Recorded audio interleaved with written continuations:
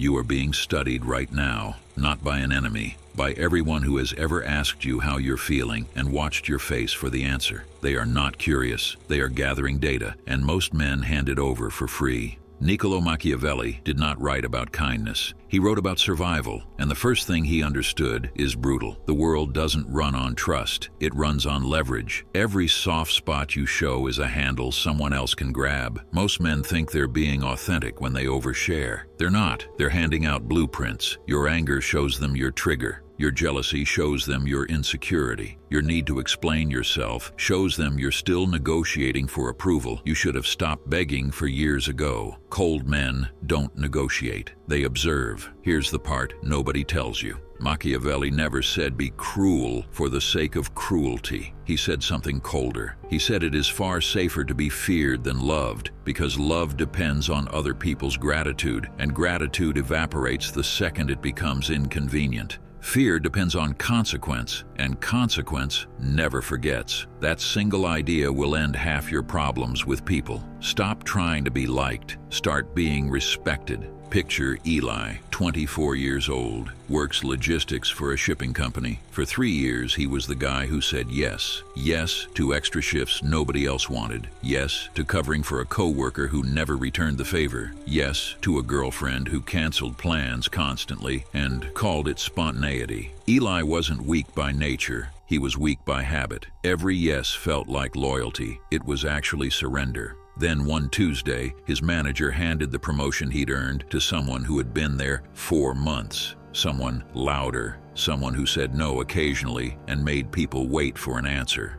Eli went home that night and didn't cry. He sat in his car in the parking lot and understood something for the first time.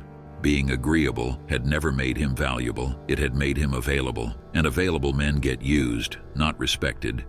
He changed nothing dramatic. He just stopped explaining his decisions. He started answering texts on his own schedule. He let one request sit unanswered for a full day just to see what happened. What happened was simple. People started asking instead of assuming. His co-workers stopped testing his limits because there was nothing soft left to push against. Even his girlfriend noticed the shift before he said a single word about it, and she started showing up on time without being asked. Nobody had to be told anything. They simply recalibrated around the version of him that no longer needed their approval to function. That's the whole game.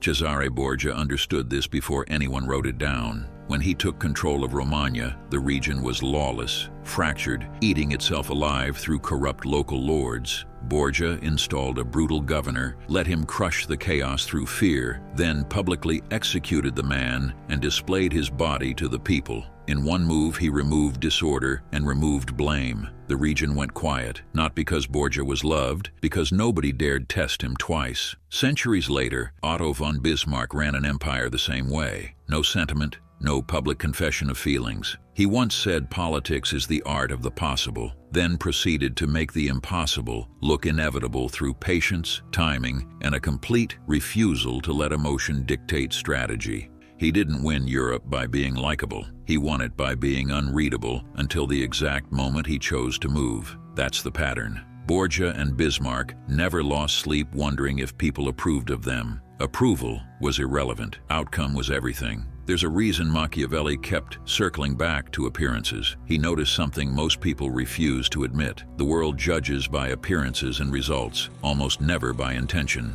Nobody sees your effort. Nobody sees the version of you that almost lost it and chose silence instead. They see the final calm face and assume it cost you nothing. Let them assume that.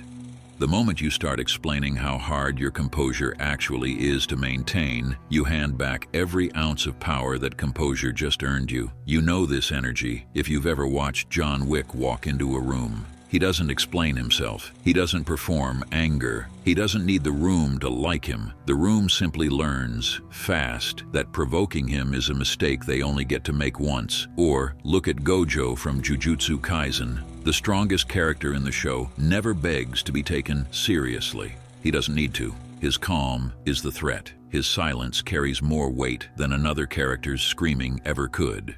That's what cold power actually looks like. not rage. Stillness that makes other people nervous. A loud man tells you exactly where he stands before the fight even starts. A still man makes you guess, and the guessing is what wears people down long before anything physical ever happens. Here's where most men get it backwards. They think becoming cold means becoming cruel, distant, incapable of connection. Machiavelli never asked you to stop feeling. He asked you to stop performing your feelings for an audience that's grading you on it. Feel everything. Show nothing you haven't decided to show on purpose. This means controlling the three things that destroy most men socially: reaction, disclosure, attachment. Reaction, because the man who can be provoked can be controlled. Someone insults you. You don't defend yourself in real time. You pause. That pause is the most powerful weapon you own, because it tells them you weren't moved. Disclosure, because privacy is armor. You don't need to announce your plans, your wounds, or your next move. People can't use information they don't have. Every secret you keep is a door someone else can't open against you later. Attachment, because dependency is the fastest way to hand someone control over your mood. The moment someone can ruin your week by leaving, they already own a piece of you that should have stayed yours.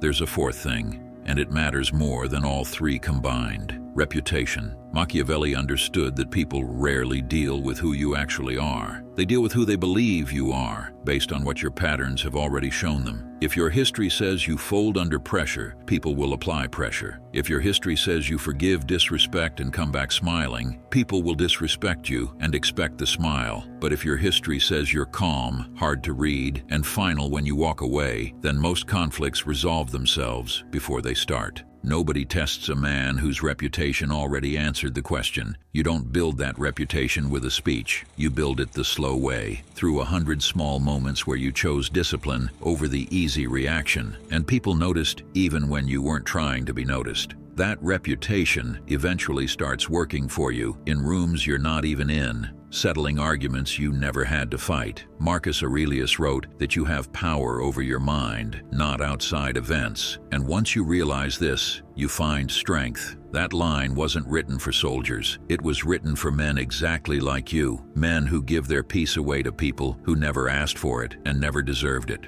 He understood something most men learn far too late: that the battlefield was never out there with other people. It was always the few inches behind your own eyes. Stop auditioning for people who've already shown you who they are. Stop explaining yourself to people committed to misunderstanding you. Stop mistaking emotional availability for strength. Build the version of yourself that doesn't need the room's permission to feel powerful in it. Quiet, unreadable, moving with purpose nobody sees coming until it's already done. The kind of man whose absence gets noticed more than his presence ever did, because people only realize what control feels like once it's no longer in the room. The version of you that doesn't flinch when tested, doesn't explain when questioned, and doesn't chase when ignored, because he already knows his value was never up for debate. That's not coldness, that's command. If this hits something real, comment below. Thank you for watching. If you want more content like this, don't forget to like and subscribe. But if you want the real deep dives, the stuff I can't put on YouTube, join my Patreon and my free newsletter below. I'll see you there and in the next video.